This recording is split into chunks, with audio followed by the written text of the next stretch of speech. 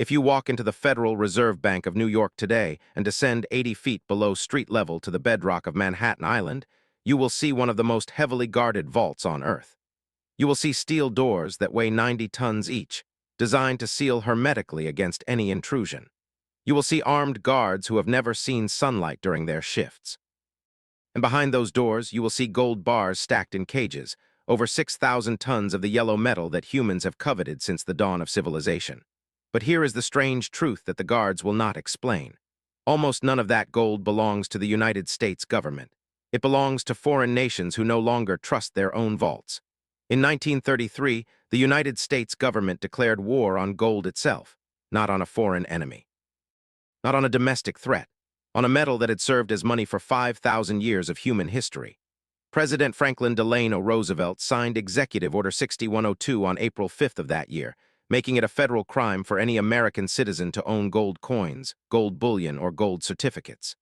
The penalty was severe, up to 10 years in federal prison and a fine of $10,000, the equivalent of over $200,000 today. Citizens were ordered to surrender their gold to the Federal Reserve within 25 days or face prosecution as criminals. The official justification was economic emergency. The Great Depression was crushing the nation. Banks were failing by the thousands. Unemployment had reached 25%. Something had to be done, and gold, they said, was standing in the way of recovery. But the real reason was far more significant than any temporary crisis. Gold was the one thing that limited the government's power to create money from nothing. Gold was the chain that bound the Federal Reserve to fiscal discipline.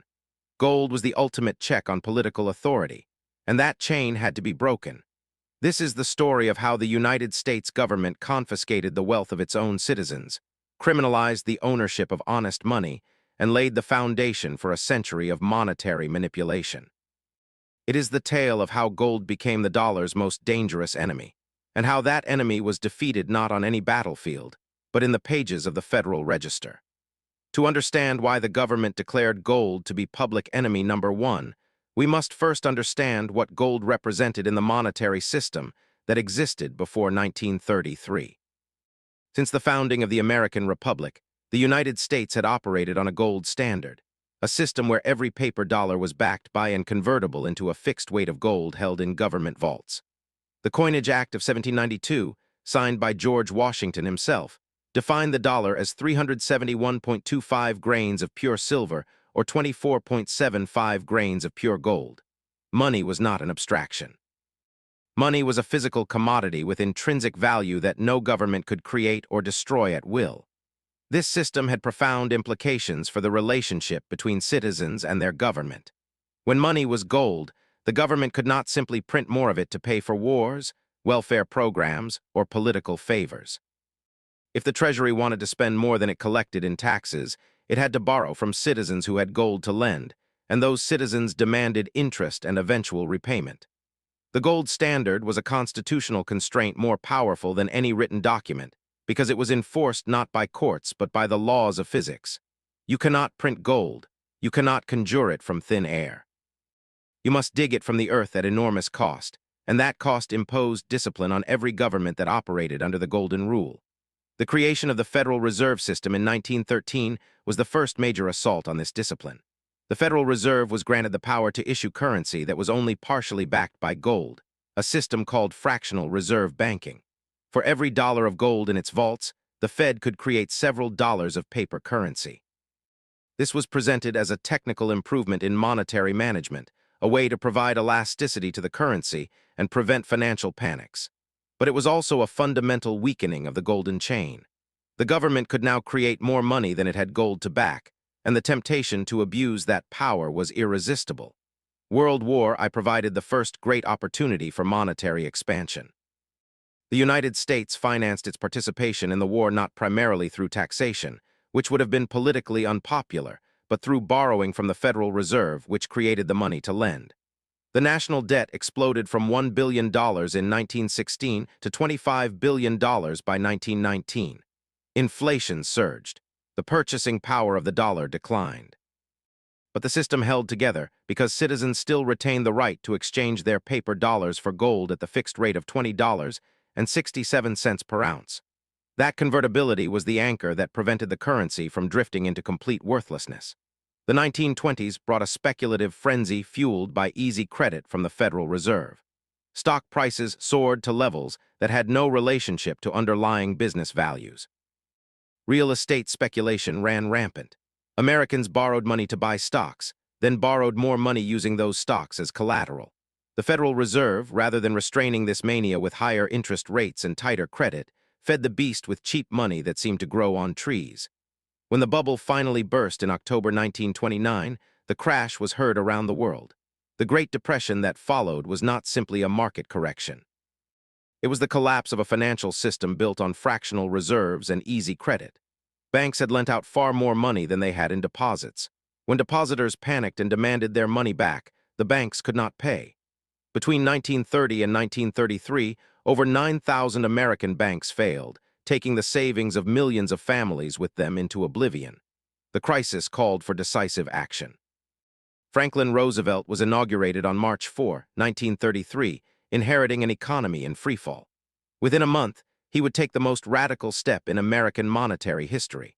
The man who would oversee the gold confiscation was Henry Morgenthau, Jr., who would become Secretary of the Treasury in 1934, though the policy's chief architect was actually Roosevelt himself, along with his advisors from the so-called Brain Trust. Roosevelt understood something that most Americans did not fully grasp. As long as citizens could convert their paper dollars into gold, the government's power to manipulate the currency was fundamentally limited. Every time the Federal Reserve printed too many dollars, gold would flow out of the Treasury as people exercised their right to convert. The gold standard was a thermostat that automatically corrected government excess, and Roosevelt wanted to break that thermostat permanently. The legal framework for confiscation was constructed in stages, each step building on the last. On March 6, 1933, just 2 days after his inauguration, Roosevelt declared a national banking holiday, closing every bank in America for 4 days. The official reason was to prevent further bank runs. The real reason was to stop the hemorrhage of gold from the banking system. During those 4 days, while Americans could not access their own money, the administration drafted the Emergency Banking Act, which Congress passed on March 9 without most members even having time to read it. The act gave the president extraordinary powers over banking and currency, powers that would have been unthinkable in peacetime just weeks earlier. On April 5, 1933, Roosevelt signed Executive Order 6102, the document that would criminalize gold ownership for American citizens. The order required all persons to deliver their gold coins, gold bullion, and gold certificates to a Federal Reserve Bank on or before May 1, 1933. In exchange, they would receive paper currency at the official rate of $20.67 per ounce. Anyone who refused to comply faced prosecution under the Trading with the Enemy Act of 1917, a wartime statute that had been amended to apply to domestic economic emergencies. Think about the implications of that legal maneuver. American citizens were being treated as enemies of their own government for the crime of holding honest money. The order contained certain exemptions that revealed its true purpose. Jewelers could keep gold needed for their trade. Dentists could keep gold for dental work.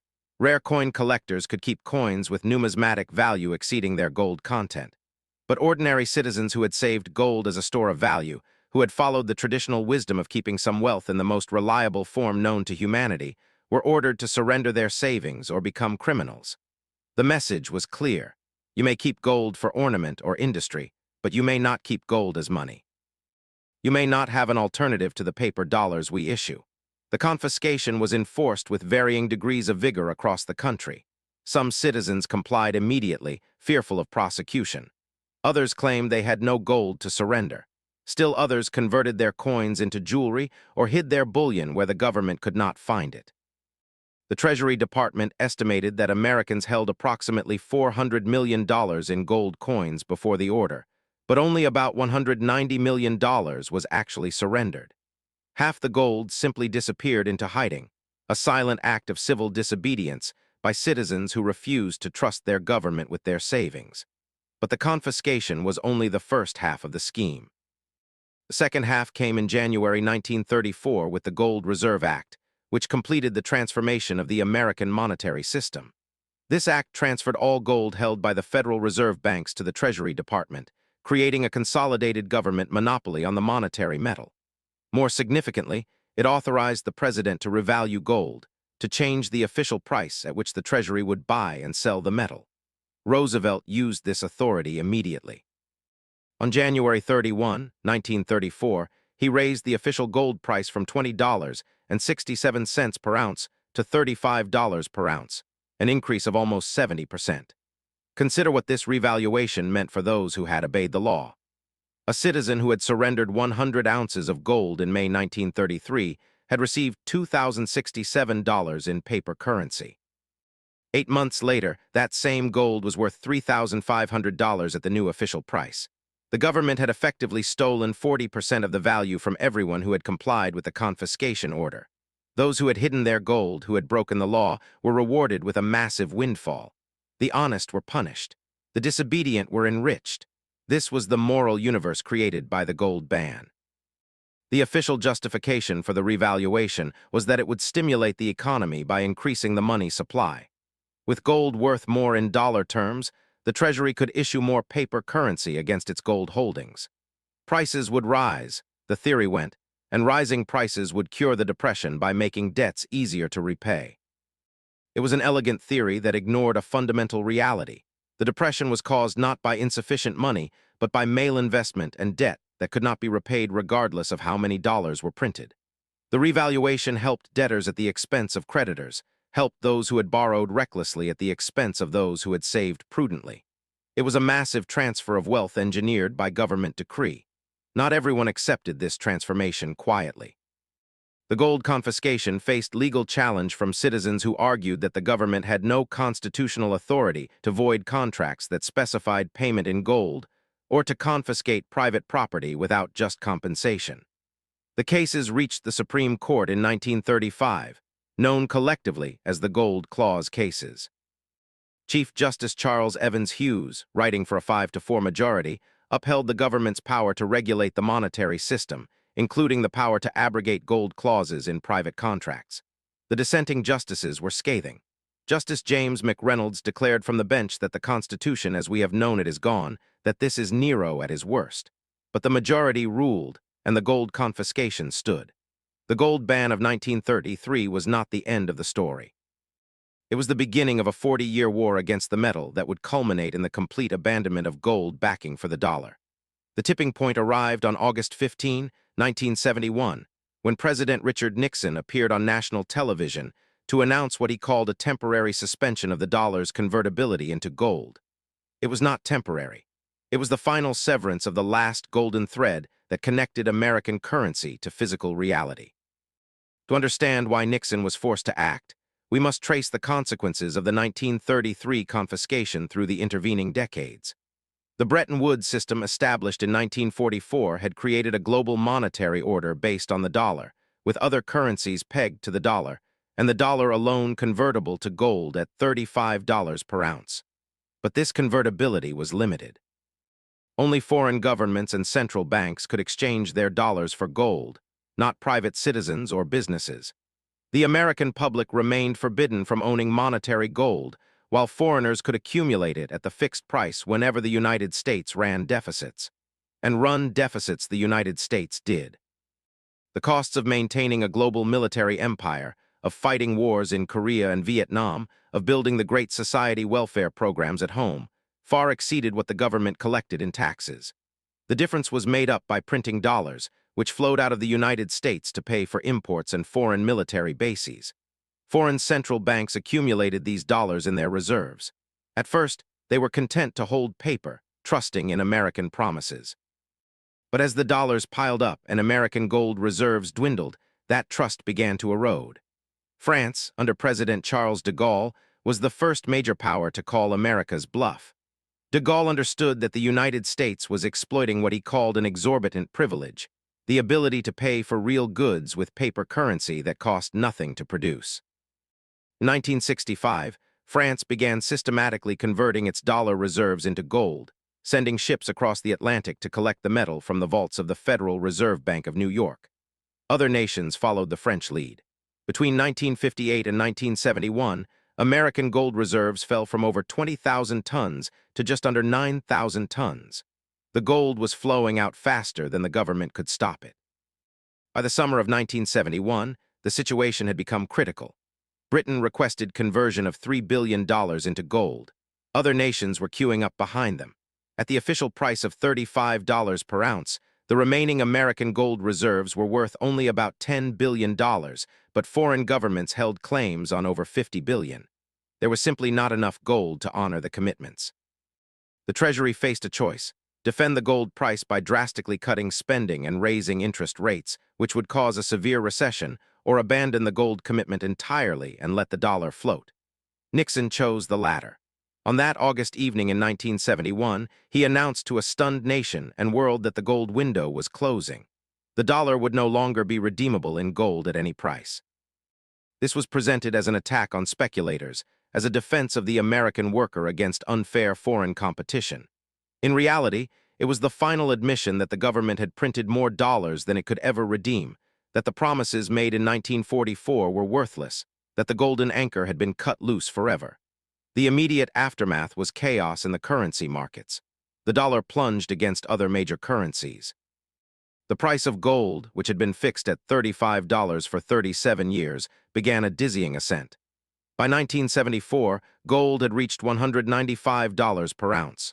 By 1980, it would touch $850, a 24-fold increase from the official price that Nixon had abandoned. Those Americans who had defied the law, who had hidden their gold despite the threat of imprisonment, saw their forbidden savings multiply in value beyond anything they could have imagined. Those who had trusted in paper dollars saw their purchasing power erode with every passing year. The gold ban itself would not be lifted until December 31, 1974, when President Gerald Ford signed legislation permitting American citizens to own gold once again after 41 years of prohibition. But by then, the damage was done. An entire generation of Americans had grown up without any concept of money as something that must be earned, saved, and preserved. Money had become whatever the government said it was, created and destroyed by bureaucratic decree. The golden discipline that had constrained governments for millennia was gone, replaced by the discretion of central bankers who answered to no one. But the bankers and politicians who destroyed the gold standard had no intention of allowing gold to reclaim its monetary role. They understood that as long as gold existed as an alternative to their paper currencies, it would serve as a constant reminder of their monetary mismanagement, a barometer that measured the declining purchasing power of the dollar with uncomfortable precision. Gold had to be not merely banned, but discredited, demonetized, reduced to just another commodity like copper or zinc. The campaign against gold took multiple forms over the following decades. Central banks, which held enormous gold reserves accumulated over centuries, became active sellers rather than buyers. Between 1999 and 2002, the Bank of England under Chancellor Gordon Brown sold over half of Britain's gold reserves, approximately 400 tons, at prices that would later prove to be the lowest in 20 years. The Swiss National Bank sold over 1,000 tons. Other European central banks joined the selling, flooding the market and suppressing prices. The message to private citizens was clear. If governments themselves were dumping gold, what business did ordinary people have in holding it? Consider how this system worked against the interests of ordinary savers. If a worker in 1971 had saved $1,000 in a bank account, the purchasing power of that money would have declined by over 85% by 2024 due to inflation. The dollars were still there, the numbers on the statement unchanged, but what those dollars could buy had shrunk to a fraction of its original value. The silent theft of inflation took more from American savers than any burglar could have stolen, but no one went to prison for this crime because the crime was committed by the government itself. Meanwhile, if that same worker had hidden $1,000 worth of gold in 1971, defying the law that was still in effect, that gold would be worth over $60,000 today. The metal that the government had confiscated, criminalized, and demonized proved to be the only reliable store of value across the decades. The government's war on gold was ultimately a war on the ability of ordinary citizens to preserve the fruits of their labor from monetary debasement. The consequences of the gold ban extended far beyond individual savings into the very structure of the global economy. Without the golden anchor, governments were free to run deficits of any size. financing their spending not through taxation or honest borrowing, but through the creation of money from nothing. The United States national debt, which had taken 200 years to reach $1 trillion by 1982, would reach $10 trillion by 2008 and $34 trillion by 2024. Each dollar of that debt represented a claim on future productivity, a burden placed on children not yet born by politicians seeking votes in the present. The financial system that emerged from the wreckage of the gold standard was built on debt rather than savings, on leverage rather than equity, on promises rather than production. Banks could create money through lending, conjuring purchasing power from accounting entries. Governments could bail out failed institutions by printing whatever was needed. The moral hazard was total. Those who took risks knew they would keep the profits while losses would be socialized through inflation or taxpayer bailouts. The discipline that gold had imposed was replaced by the discretion of central bankers, and that discretion was exercised consistently in favor of debtors over creditors, of spenders over savers, of the connected over the common. If a farmer worked his fields in Kansas and sold his wheat for dollars, the purchasing power of those dollars was determined not by the productivity of his labor, but by the decisions of the Federal Reserve. If a factory worker in Ohio saved for retirement over 30 years, the value of her savings depended on whether the central bank decided to inflate or deflate the currency. If a family in California bought a house with a mortgage, they were betting that inflation would reduce the real value of their debt faster than it eroded their wages. Every economic decision became a speculation on the actions of monetary authorities who operated behind closed doors with no democratic accountability. The gold that was confiscated in 1933 never returned to the American people. It sits today in Fort Knox, Kentucky, and in the vaults beneath the Federal Reserve Bank of New York, supposedly still owned by the United States Treasury, though no full independent audit has been permitted in over 70 years. Some analysts question whether all the gold is actually there, whether it has been leased or sold in secret arrangements that would embarrass the government if revealed. The opacity is itself a confession. A government confident in its holdings would welcome verification. The refusal to permit audits suggests that the truth might be inconvenient. Between 1933 and 2024, the dollar has lost approximately 98% of its purchasing power as measured against consumer prices. A basket of goods that cost $1 in 1933 costs over $20 today. This is not natural economic evolution. This is the direct consequence of abandoning the golden anchor that had preserved the dollar's value for over a century. The gold ban did not save America from the Depression. The Depression continued for years after the confiscation. What the gold ban accomplished was the transfer of power from citizens to government, from savers to debtors, from the productive to the politically connected. The gold ban of 1933 remains one of the most consequential and least discussed events in American economic history. It was the moment when the relationship between citizens and their money was fundamentally transformed, when savings became subject to government manipulation, when the concept of sound money was replaced by the reality of managed currency. The lessons of that confiscation echo through every financial crisis, every inflation surge, every monetary intervention in the decades since. The story of the gold ban is the ultimate lesson in the danger of trusting governments with monetary power. The founders of the American Republic understood this danger, which is why the Constitution specified that only gold and silver could serve as legal tender for the payment of debts. They had seen the continental currency become worthless during the Revolution, had watched paper money destroy fortunes and corrupt commerce. But their constitutional protections were circumvented through clever legal arguments and emergency powers that never quite ended. Today, a new generation is discovering what the gold ban generation learned through bitter experience. That paper money backed by nothing but government promises is ultimately a claim on faith, and that faith can be betrayed. Bitcoin and other cryptocurrencies have emerged as alternative monetary systems precisely because people no longer trust central banks to preserve the value of their savings. The technology is different, but the impulse is the same. The desire for money that cannot be printed, devalued, or confiscated at political whim. But the history of the gold ban teaches us that governments do not surrender monetary power willingly. When alternatives to their currencies arise, whether gold in 1933 or cryptocurrencies today, the regulatory apparatus mobilizes to suppress, control, or co-opt the threat. The playbook has not changed. First comes the crisis, real or manufactured. Then comes the emergency authority. Then comes the permanent alteration of the rules that benefit those in power at the expense of those without it. Remember that the gold ban was presented as a temporary measure to address an emergency. The emergency passed. The ban endured for 41 years. The prohibition on gold clauses in contracts was not lifted until 1977, and the golden anchor that had stabilized the American monetary system for a century never returned. Remember that when governments tell you gold is a barbarous relic, they are telling you that the discipline which constrained their power is obsolete. Remember that when they promise to manage the currency responsibly, they are asking you to trust the same institutions that have presided over a 98% decline in the dollar's purchasing power.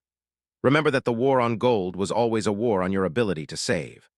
The gold that was confiscated from American citizens in 1933 still rests in government vaults, 90 feet below the streets of Manhattan and in the hills of Kentucky. It is the physical memorial to a broken promise, to a theft that was called economic policy, to a confiscation that was called patriotic duty. The citizens who surrendered their gold trusted their government.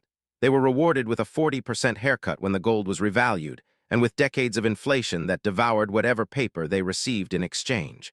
Gold was not the enemy of prosperity. Gold was the enemy of unlimited government power, and that is why it had to be destroyed.